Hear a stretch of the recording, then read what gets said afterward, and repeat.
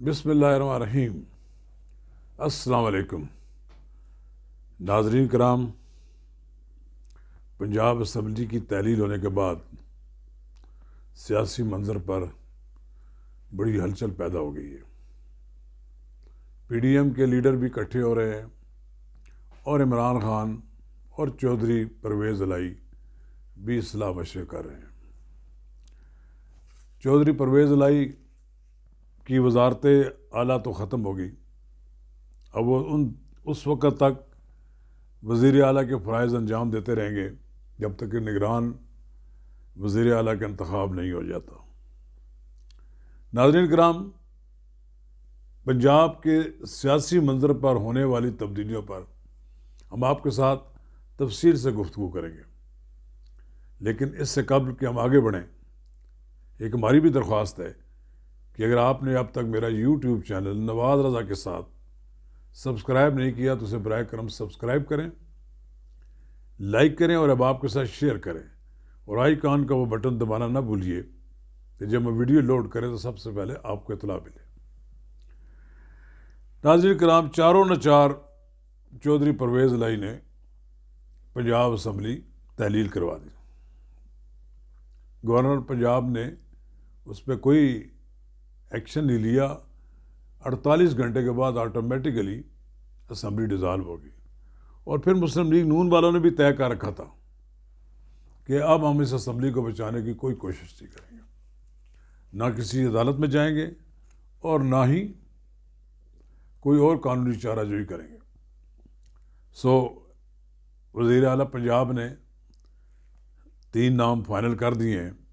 ایک کا نام ہے احمد نواز سکھیرا، دوسرے کا نام ہے نصیر احمد خان، اور تیسرا ہے ناصر سعید کھوسہ۔ یہ تو طے شدہ بات ہے کہ مسلم لیگ نون جو نام دے گی وہ پی ٹی آئی کو قبول نہیں ہوں گے، جو پی ٹی آئی نام دے گی وہ مسلم لیگ نون کو قبول نہیں ہوں گے، کیونکہ محاذ رائے دونوں میں اس حد تک ہے کہ کوئی قابل قبول نگران وزیر اعلیٰ نہیں آئے گا، اور پھر یہ معاملہ چلے جائے گا الیکشن کمیشن کے پاس، جہاں اکثریت عمران خان کی خلاف ہے۔ عمران خان خود بھی سمجھتے ہیں کہ الیکشن کمیشن ان کے خلاف ہے، اور پھر جو پنجاب کا نیا وزیر اعلیٰ بنے گا، نگران وزیر اعلیٰ بنے گا، یقیناً وہ عمران خان کی اس کو آشیرواد حاصل نہیں ہوگا۔ تو الیکشن کے دن تو پھر شروع ہو جائے گا کام۔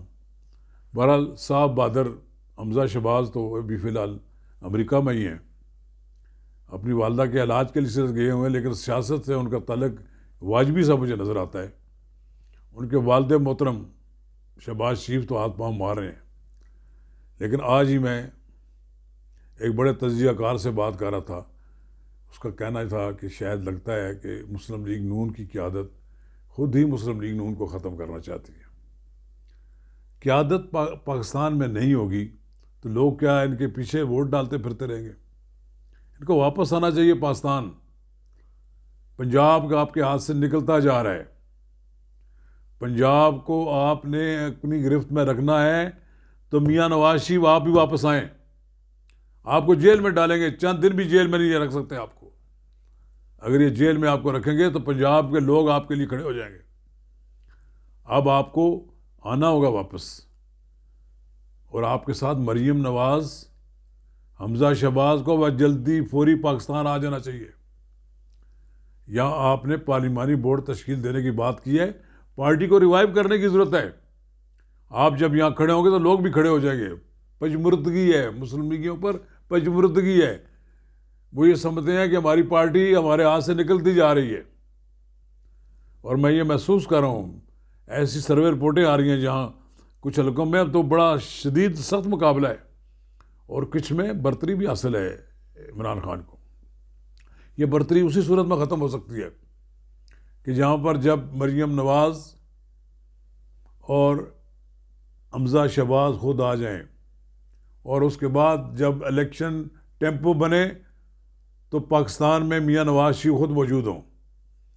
آپ پنجاب اور کے پی کے میں آپ دیکھیں گے کہ آپ صحیح مقابلہ کر سکیں گے، لیکن اگر آپ لاوارث چھوڑ دیں گے اپنی جماعت کو تو پھر آپ کے لیے کوئی اچھے نتائج نہیں ہوں گے۔ عمران خان صاحب بار بار اسٹیبلشمنٹ سے اٹکیلیاں کرتے ہیں. انہوں نے کہا کہ اگر ہمارے مینڈیٹ کو چوری کرنے کی کوشش، وہ جو مینڈیٹ چوری کا بڑا ماسٹر ہے، جو مینڈیٹ چوروں کا سرغنہ ہے، وہ کہہ رہا ہے کہ اگر ہمارے مینڈیٹ کو چوری کیا گیا تو ہم مزاحمت کریں گے. اور وہ کہتے ہیں کہ موجودہ آرمی چیف سے توقع رکھتے ہیں کہ منصفانہ انتخابات کرائیں. اور پھر وہ کہتے ہیں کہ کہیں ایم کیو ایم کو اکٹھا کیا جا رہا ہے، کہیں باپ کو کہا جا رہا ہے پیپلز پارٹی میں شامل ہے، جنوبی پنجاب پیپلز پارٹی کو دیا جا رہا ہے، اور کے پی کے میں لوگوں کو کہا جا رہا ہے کہ جے یو آئی میں شامل ہو جائیں، اور پنجاب میں لوگوں کو کہا جا رہا ہے کہ آپ سیدھے مسلم لیگ نون میں چلے جائیں. اگر کہ کہا جا رہا ہے تو پر آپ کی پریشانی بھی اللہ ہی حافظ ہے کہ آپ بھی بہت پریشان ہیں. آپ کو بھی اس طرح کی کامیابی حاصل ہونے کی کوئی توقع نظر نہیں آتی.